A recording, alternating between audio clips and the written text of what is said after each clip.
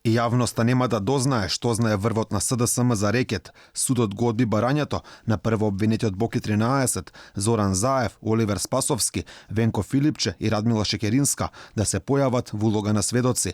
Во одбиената листа дополнителни докази покрај политичарите беа и новинарите од 1 ТВ, Ацо Кабранов, Гордана Дувњак, Јадранка Костова, Сашо Ордановски, Анета Кочишки, како и поранешниот директор на УБК Горан Николовски. Судот постапува со двоен аршин.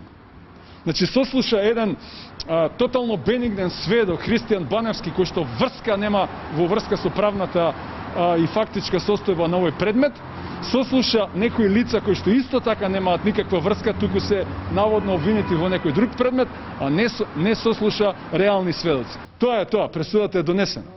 Пресудата е донесена и не треба многу човек паметен да биде за тоа.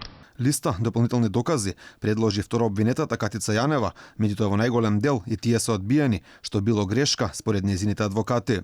Нашето мислење е дека се направи грешка, меѓутоа ставот на судот беше тука многу крут и не дозволуваше судот ништо ни да се направи.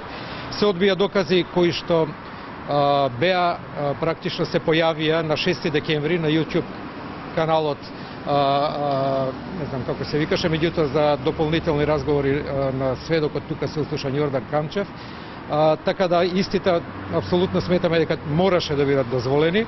Обвинетите во рекет, освен во овој, ќе се сретнат пред судот и во друг процес. Катица Јанева поднела приватна кривична пријава против Бојан Јовановски затоа што неовластено ја снимал во нејзиниот дом со брдо пари на масата.